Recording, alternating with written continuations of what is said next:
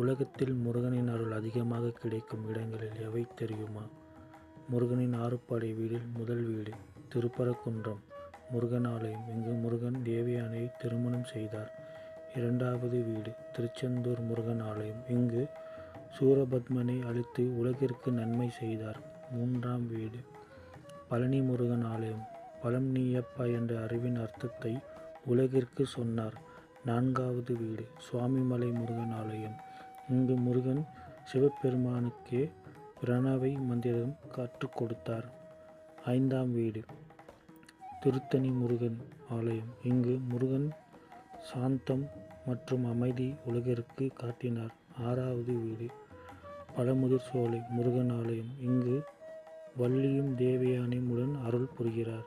இந்த 6 ஸ்தலங்களையும் தரிசித்தால் வாழ்க்கையில் வெற்றி, அமைதி, செல்வம் கிடைக்கும் என்று நம்பப்படுகிறது. வேல் வேல் முருகன்.